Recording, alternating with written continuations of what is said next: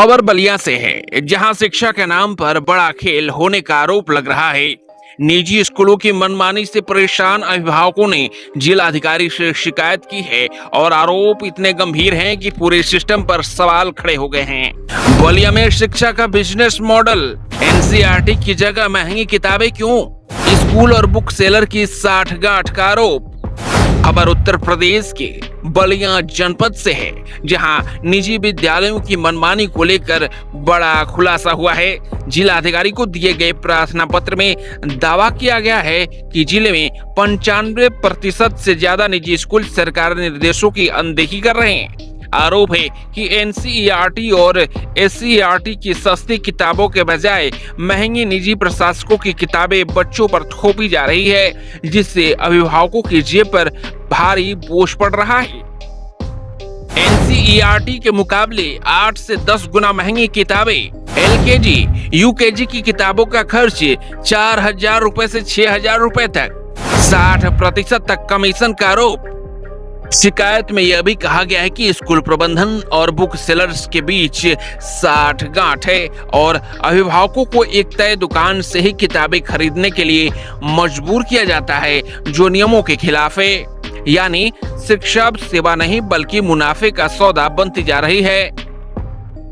वहीं शिकायतकर्ता ने प्रशासन से मांग की है कि जिले के सभी निजी स्कूलों की जांच के लिए विशेष टीम बनाई जाए, निजी किताबें चलाने वाले स्कूलों पर सख्त कार्रवाई हो और अभिभावकों को किसी भी दुकान से किताबें खरीदने की आजादी दी जाए। प्रेम वर्मा, सामाजिक पार्टी कलकत्ता, रामपुर महावल। आज कहाँ पे आए हैं और पूरा क्या ये मामला है? आज मैं जिलाधिकारी महोदय के कार्यालय पर आया था पत्रक देने। पूरा बलिया के समस्त निजी विद्यालय जो है, लगभग 95% से अधिक जो निजी विद्यालय हैं, वो कमीशन के लिए, भारी कमीशन के लिए 50 से 60% कमीशन मिलता है उनको। जो प्राइवेट पब्लिकेशन है उनकी किताबें वो लगा रहे हैं।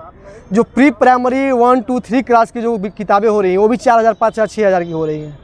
शासन का साफ निर्देश है कि एनसीईआरटी, एससीईआरटी का ही बुक लगेगा। अगर कोई वैकल्पिक रूप में कोई बुक नहीं मिलता है तो ही 1-2 किताबें जो है प्राइवेट का लगेंगी। लेकिन यहाँ पे 90-95% स्कूलें हैं, वो 100% जो बुक किताब है एनसीईआरटी, एससीईआरटी से हट के 4-4, 5-5, 6, 8-8 हज़ार की किताबें जो हैं बच्चों को लगा रही हैं। उसी के खिलाफ मैंने डीएम साहब को पत्रक दिया। क्या बोले डीएम साहब? डीएम साहब आज नहीं थे, डीएम साहब ने पत्रक लिया। उन्होंने बीएसए को टीम गठित करके जाँच करने की उन्होंने कार्रवाई आदेशित किया और मैं चाहता हूं कि इस पर कड़ी से कड़ी कार्रवाई हो स्कूलों को जांच करके, क्योंकि मैं बता दूं मैं इस फील्ड से कुछ दिन पहले जुड़ा रहा हूं। हर एक स्कूल वाले को 50 से 60% कमीशन मिलता है प्रिंट से। स्कूल वाले को जो डीलर होता है वो अपना 20-25% कमाता है, यानी कि 50 रुपये किताब स्कूलों में 400-500 रुपये की बिकती है।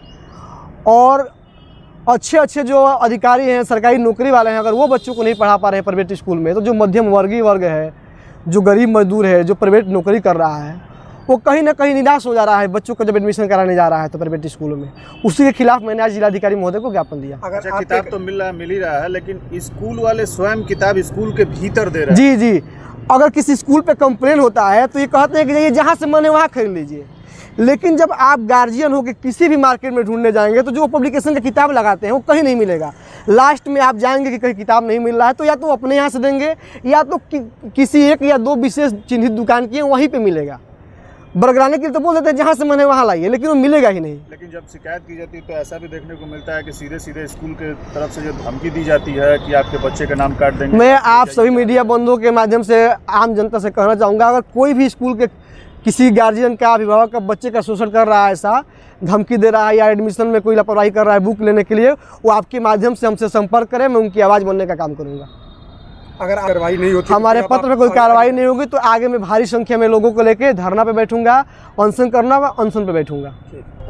अब बड़ा सवाल यही है कि क्या बलिया में शिक्षा के नाम पर चल रहा ये खेल बंद होगा? क्या जिला प्रशासन सख्त कार्रवाई करेगा या फिर अभिभावकों की जेब पर इसी तरह बोझ बढ़ता रहेगा? फिलहाल सभी की नजर प्रशासन के अगले कदम पर टिकी हुई है।